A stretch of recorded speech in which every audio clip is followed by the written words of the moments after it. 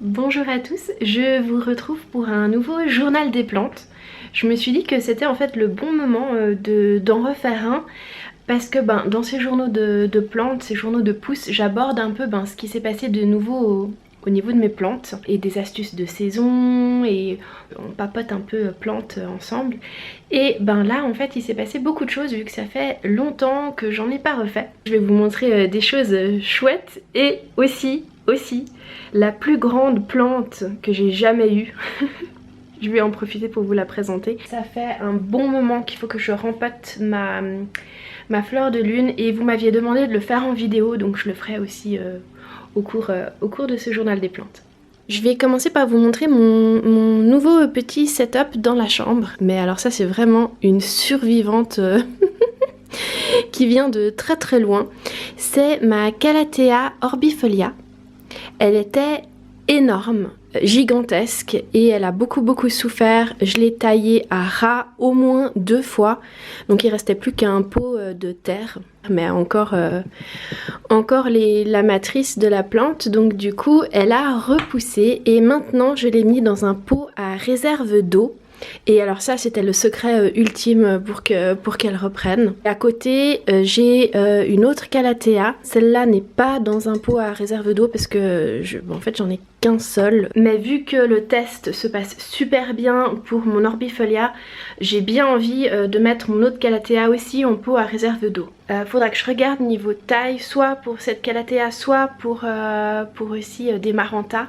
Donc on est dans la même famille de plantes sensibles à l'eau, à l'humidité. Parce qu'en fait en collaboration avec Easy Plant, je devrais recevoir d'ici le mois de septembre un Easy Pot.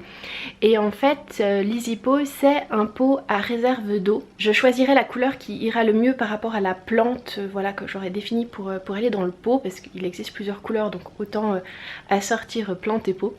Et l'Easy Pot c'est justement un pot à réserve d'eau en matière naturelle, enfin à base de fibres de bois. Il y a aussi un indicateur pour dire quand il faut rajouter de l'eau. À l'origine du concept il y a aussi une nouvelle technologie qui permet de dépolluer l'air intérieur et encore mieux nourrir la plante, fertiliser la plante.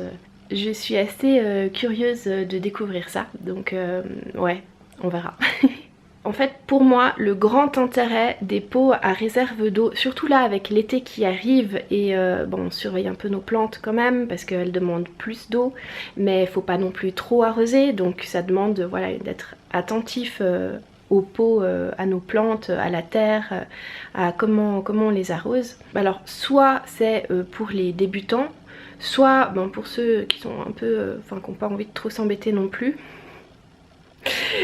Soit pour les plantes un peu sensibles, voilà, comme les Calathea, pour moi c'est peut-être la bonne solution. Donc on verra, j'aime bien le concept d'arroser que lorsque l'indicateur me dit coucou, il faut arroser. Pour certaines plantes en tout cas, ça peut être salvateur. Donc pour le moment ça fait 1 mois ou 2 que la Calathea est dans son pot à réserve d'eau et elle a l'air de bien aimer ça. D'ailleurs j'ai mes toutes petites boutures de violette africaine en pot à réserve d'eau simplement pour m'assurer que dans les mini pots elles ne manquent jamais d'eau et elles se développent super bien. Je dirais que c'est pas pour toutes les plantes, les succulentes, les cactus, on va un peu oublier la réserve d'eau je pense, hein, ils ont leur propre réserve d'eau. Mais alors pour d'autres un peu sensibles, ça c'est mon premier pot à réserve d'eau et franchement j'adhère bien au concept. Si vous êtes curieux au sujet de l'Easy Pot, je vous mettrai le lien en barre d'infos parce qu'ils ont une campagne Ulule en ce moment. Ils sont au stade de prototype et on peut encore participer jusqu'à la fin du mois de juin et après il sera en vente. Donc je vais réfléchir aussi à celui que je prendrai. En parlant de succulentes, j'ai sorti mes succulentes. J'ai en fait simplement sorti le meuble sur lequel elles étaient et elles sont en train de prendre la lumière et la température extérieure. Vu que dans les journaux de plantes ou dans les vlogs de balcon, j'ai toujours tendance à vous montrer quand je les rentre et quand je les sors comme ça. Vous savez que je les ai sortis. Et si vous êtes curieux sur pourquoi je les sors et quand je les rentre, je vous mettrai un vlog, j'essaierai de retrouver dans lequel je parle ça et je vous le mettrai dans le petit pour que vous puissiez regarder. Je vous ai mis assez loin pour que vous puissiez la voir, j'espère en entier. Donc elle est plus grande que moi. C'est trop cool. Là vous êtes à hauteur de mes yeux. Là elle est aussi sur le petit chariot pour la transporter, mais elle est effectivement plus grande que moi. C'est une plante caoutchouc. Donc c'est un Ficus elastica robusta. On l'appelle aussi caoutchouc. En allemand on l'appelle Gummibaum. Et j'adore Gummi. Gummibaum, bref, du coup ça va être son petit nom, ça va être Gummibaum. La petite histoire, en fait c'est pas entièrement ma plante, contexte. Mon petit frère a emménagé dans son premier appartement et il m'a demandé de m'occuper de le fournir en plantes. Chose que bien sûr vous me connaissez, j'ai été absolument ravie d'accepter, donc on a un processus en cours. J'aimerais bien vous faire une vidéo aussi sur le sujet parce que c'est son premier appart, c'est ses premières plantes et ça peut être hyper intéressant. Il lui fallait donc une pièce signature correspondant à certaines caractéristiques et on a cherché un Ficus elastica qui soit vert, donc comme le robusta, parce qu'il y en a d'autres qui sont plutôt noirs, à tendance avec des veines un peu plus rouges. Il y a le tineke que j'ai qui a des taches dépigmentées. Voilà, il y a différentes sortes et nous on voulait vraiment le vert. On l'a pas trouvé dans une taille qui nous allait, c'était trop petit. Nous on aimerait vraiment qu'il ait une belle pièce. Une belle plante. On est tombé plusieurs fois en amour devant celui-là en se disant ah non mais c'est beaucoup trop grand, c'est pas possible. Et surtout que lui en fait il aimerait une tige. Enfin on est parti sur lui mettre une tige. Et là il y en a 3. On a failli repartir avec un petit, j'aurais peut-être pas dû, ou alors j'ai bien fait. Je lui ai dit écoute on repasse juste encore une fois devant le grand pour le revoir, enfin pour le délire. On est reparti avec le grand du coup, dans l'idée de se le partager. Techniquement parlant, je lui offre une partie pour son anniversaire et il m'offre une partie pour mon anniversaire. Du coup on aura une troisième à adopter, donc on verra à qui la voudra. Voilà, l'idée c'est de se partager en fait ce Ficus elastica, ce Gummibaum, et de se le partager en 2, enfin en 3, mais en 2, enfin voilà. Un achat de plantes familiales, c'est la plus grande plante qui soit rentrée chez moi. Les feuilles sont quand même plus sensibles que ma fleur de lune et surtout elles vont pas repousser si je les abîme. Donc ça il faut être à plusieurs je pense pour le rempeter. Sur le Ficus elastica, eh bien les feuilles ne repoussent pas, enfin bon, il y a toujours des branches qui peuvent pousser, mais une fois qu'une feuille est abîmée, elle est abîmée. C'était extrêmement drôle à faire rentrer dans la voiture. Alors si jamais, petite astuce, faites emballer le pot pour éviter que la terre ne sorte. Utilisez une couverture quand même pour protéger la voiture de la terre qui quand même va sortir un peu. Rentrez-le en faisant très attention aux feuilles, à ce qu'elles ne soient pas pliées. Quand on ressort, vu que c'est dans le sens des feuilles, c'est plus facile. Il faut faire attention. C'était assez fun, ouais. Je crois que cette aventure-là, elle va rester dans nos souvenirs pendant... Ouais, c'était assez mythique. Ici, nous avons mon Monstera taille constellation, du coup, qui se plaît plutôt pas mal à la maison. Pour le moment, il se plaît plutôt pas mal ici. Donc, ouais, sur mon petit hôtel. Et je vous avoue que j'ai liquidé mon autre Monstera. Elle avait tellement souffert, donc ma Monstera Deliciosa normale quoi, pleine de couleurs, enfin unie. Et du coup elle avait tellement souffert avec les trips, avec la sécheresse, je l'avais taillée, voilà, je l'ai fait voir de toutes les couleurs, donc j'ai décidé que c'était fini et puis je l'ai enlevée et celle-là comme ça remplace en fait. Et puis elle se plaît bien et maintenant en fait je fais un peu plus attention à mes Monstera. La team Pothos s'éclate et commence à pousser, j'aimerais bien qu'il cascade. Sur ceux-là aussi j'ai des nouvelles feuilles. Ici j'ai ma Ria Bella, j'essaye de la mettre ici. On verra si elle s'y plaît. Je l'avais mise à côté de la Monstera taille constellation, c'était super joli. Mais je crois qu'il n'y avait pas assez de lumière pour elle. Donc je l'ai rapprochée de la baie vitrée. Mais ça fait 2 semaines qu'elle est là. Donc on verra si elle s'y plaît. Je pense qu'elle a besoin de plus de lumière que ce qu'elle avait là-bas. Elle n'a pas de soleil direct. Il faudra que je check en hiver vu que le soleil a pas la même hauteur. Il faudra que je regarde ce que ça donne en hiver. Mais j'espère qu'elle se plaira là. Ça peut être pas mal. Dans la plantagère, ce que je vais faire, c'est qu'il faut absolument que je vous parle de ces sachets.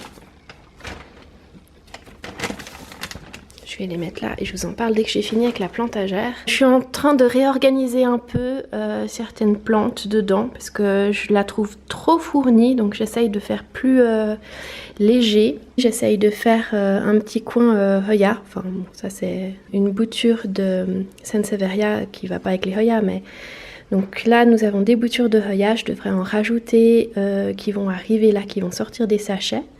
Mon petit plateau bouture Hoya, ma Jelly Maranta Lemon Lime qui a bien pris, vous avez vu quand je l'ai eu en bouture.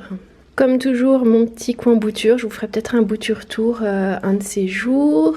Niveau violette africaine, je vous disais qu'elle s'était dans un système à réserve d'eau que j'ai fabriqué, il faut que je remette de l'eau dedans d'ailleurs, que j'ai fabriqué moi-même. Il me reste que ces 3 là, les autres que j'avais, j'en avais pas mal, j'en avais peut-être une dizaine. J'en ai beaucoup donné pour la fête des mères, j'en ai donné plusieurs aux mamans, j'en ai donné à des copines, donc voilà, il m'en reste 3, et puis certaines ici. Mais je me réjouis beaucoup en fait de pouvoir enfin planter certaines qui sont là, parce que pour celles qui ont du blanc, c'est trop tôt, elles n'ont pas assez de vert pour tenir le coup. Par contre là on voit, il y en a certaines qui ont déjà la bonne taille pour être replantées. Ici en bas, mais regardez-moi, c'est touffe. Et là on peut voir, celles-là elles ont assez de vert en fait pour se nourrir toutes seules. Donc je vais pouvoir les séparer. Donc elles vont venir prendre la place de celles que j'ai données en fait. Je me réjouis beaucoup de celle-là. Ouais. Et lui là, il me fait des fleurs et il me jette des graines. J'en ai retrouvé, je suis en train de les collectionner ici. Il a beaucoup grandi. Le Monstera minima, en fait, le tétrasperma, il part dans tous les sens. Faut que je regarde ce que j'en fais. En fait, j'ai eu beaucoup de pousses sur tellement de plantes, même celle-là, que en fait, il faut vraiment que je vous fasse un nouveau plan de tour. Enfin, techniquement, c'est peut-être la meilleure chose que je puisse faire maintenant parce qu'il y a vraiment eu beaucoup de mouvements dans ma collection de plantes. Donc ça serait le bon moment de faire un plan de tour. Si ça vous dit, confirmez-le moi dans les commentaires, mais je crois que de toute façon je risque d'en faire un. Cette Hoya là, en fait j'en avais 2 que j'ai combinées dans un pot. Enfin il y a des choses qui ont bougé de un peu tous les côtés.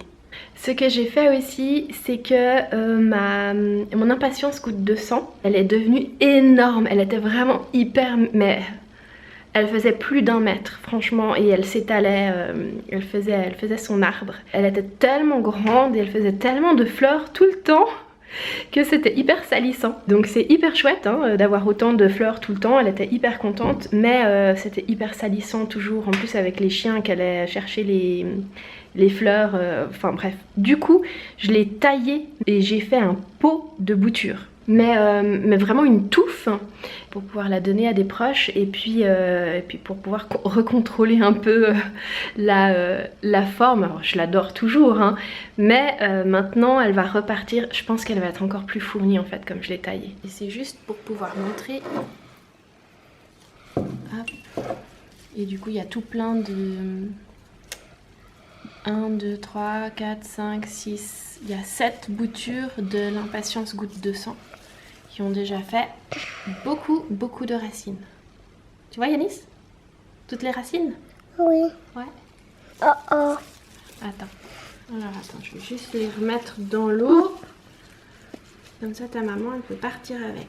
J'ai vite été les chercher au bureau parce que du coup Chéri travaille et je voulais pas le déranger en filmant là-bas. Voici donc celle que j'ai taillée. Elle a une sacrée bonne base. Donc j'ai taillé, elle est en train de repartir et elle va refaire un arbre, ça c'est sûr.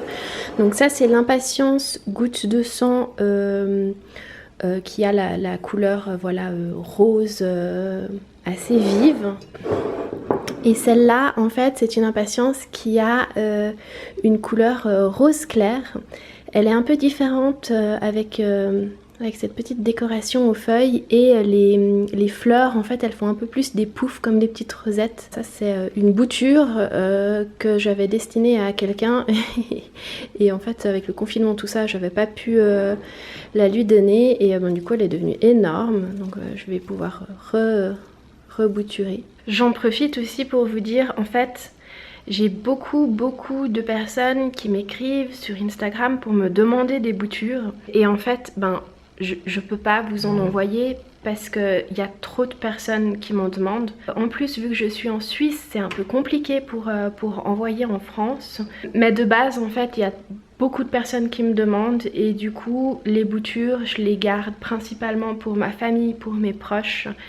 Et si j'en ai à vendre ou à échanger ou voilà que je fais un concours, à ce moment là je vous tiendrai au courant. Mais en fait du coup voilà je suis vraiment désolée que je puisse pas répondre oui à ceux qui m'écrivent pour les boutures. J'aimerais beaucoup mais en fait je ne peux pas, donc du coup soyez pas étonnés si je vous dis non si vous me demandez des boutures alors que vous voyez que j'en ai.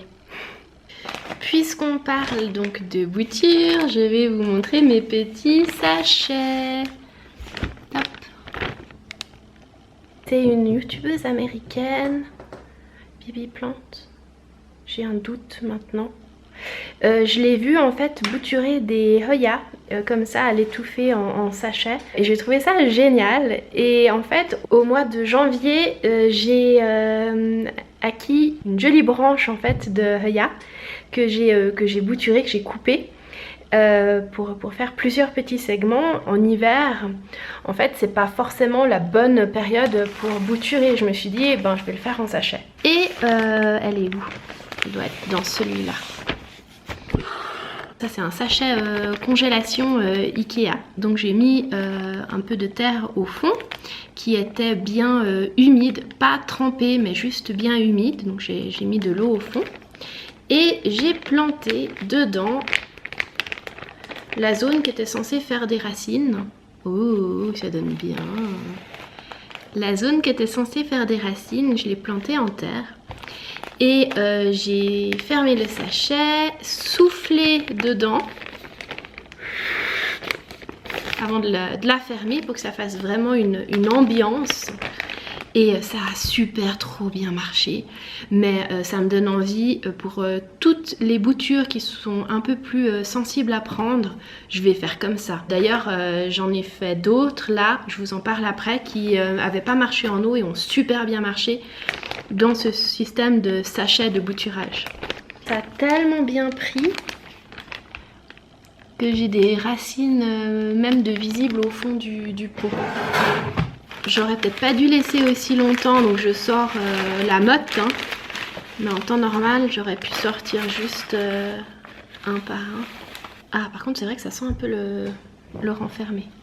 Ah on va séparer tout ça pour que je puisse vous montrer ce que j'ai là. Oh, j'adore, elle a vachement bien pris. Oh là là. Donc là j'ai un morceau de Hoya Bella. Oh purée, elle a trop poussé, c'est fou. Ça c'est un morceau de la Hoya d'origine, j'ai pas encore défini son nom, faut que je fasse quelques recherches. Oh, purée, j'ai planté des petits bouts avec peut-être 2 feuilles et elles ont fait des pousses avec 1, 2, 3 paires de nouvelles feuilles. Oh, c'est énorme. Oh ça va me faire déjà un pot hyper bien fourni. J'avais rajouté aussi dedans des boutures de mon Echinanthus variegata qui ont pris une et qui a même recommencé à pousser en faisant une nouvelle, toute cette nouvelle partie là. Donc une bouture, 2 boutures. Ah, on voit les petites racines ici. Celle-là je l'ai rajoutée il y a peut-être 1 mois dedans, donc c'est clair qu'elle a moins de racines que les autres. Pouvoir mettre ça dans le pot, c'est trop bien. Mais alors là, les Hoya, c'est un truc de malade comme elles ont pris. Et dans ce sachet là, oh, vous voyez les racines dessous. Donc ici c'est le Scindapsus Moon. Est-ce que c'est Moonlight ou Moonshine? J'ai un doute maintenant. Lorsque je voulais le faire raciner en eau, il a jamais pris. Ah, ce morceau là n'a pas pris. Par contre, bah, il y en a d'autres ouais, qui ont hyper bien pris. Ouais, trop bien. Et là la nouvelle pousse, c'est génial. Ça je vais pouvoir faire un super pot avec. J'ai que ce potos là dedans, mais il pousse de partout. C'est excellent, il a de ses racines. C'est trop bien. C'est trop bien. Ouais, allez, je vais vite faire un pot de celui-là parce que je sais, la personne elle attend. J'ai trouvé un super cache-pot pour son style. Oh, c'est trop bien. Toutes ces racines, c'est génial. Ah, je suis trop convaincue par cette méthode. Ok, il y en a une qui a pas pris, les gars. Il y en a qu'une qui a pas pris. Ah non, pardon, 2.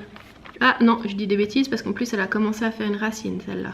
Franchement, on a un hyper bon taux de réussite. Je vois pas cette méthode-là très souvent. Je l'ai vue que chez Bibi Plante en fait. Et j'adore de faire des sachets comme ça.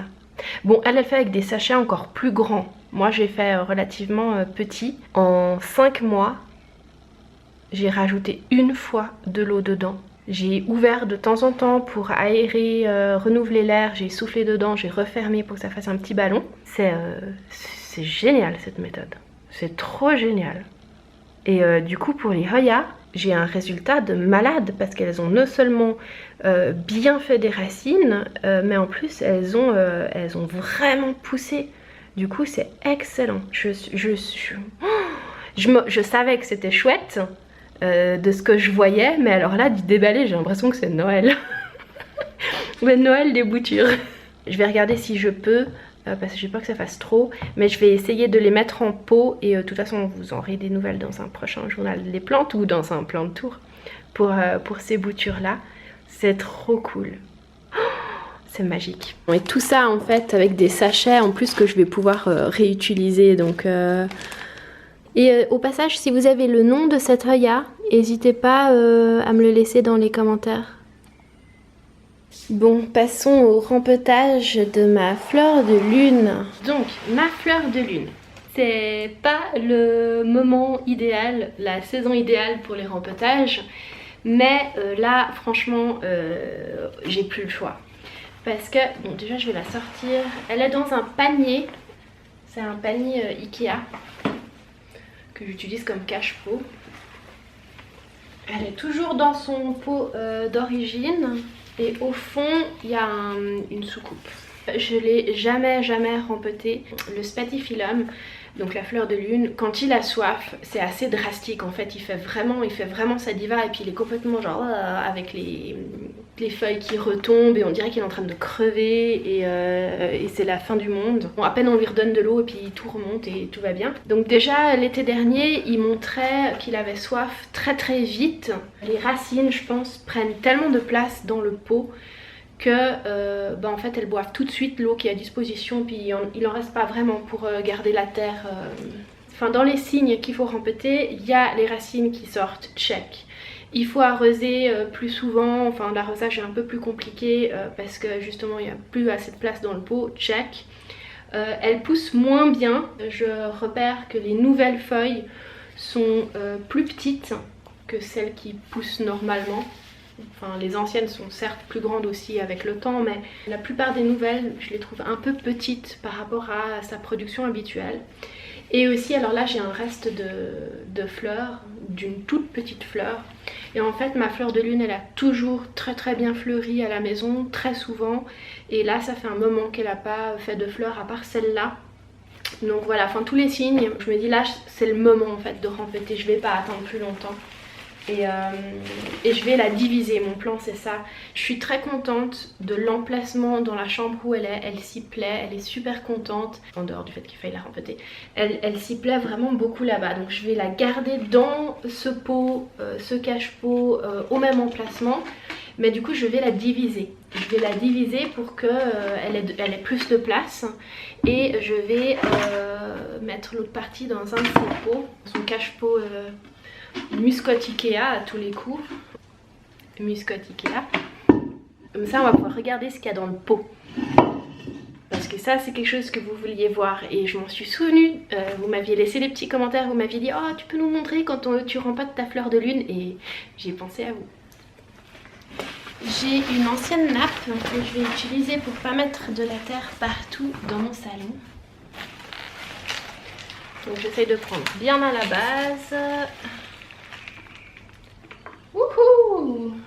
Ouais, c'est bien plein de racines tout ça. Hein? Waouh! Alors, où c'est que je la sépare? À plusieurs, on va séparer ici. Oh là là! C'est un sacré morceau. Hein. Waouh! Je crois qu'il faut que j'y aille avec des ciseaux. On y va comme ça. J'espère que ça va aller. Allez. Ouf!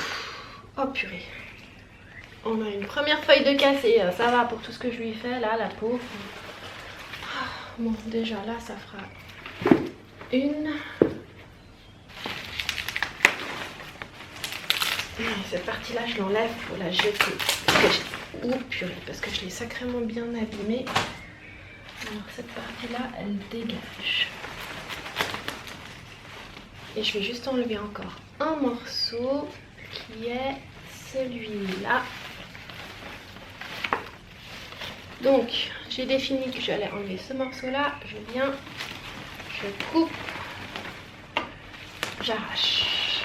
Je pense que le refresh comme ça, il est suffisant. Hein. Je vais regarder si je peux quand même upgrader un peu la taille, si ça rentre dans le panier. Ah, parfait, super.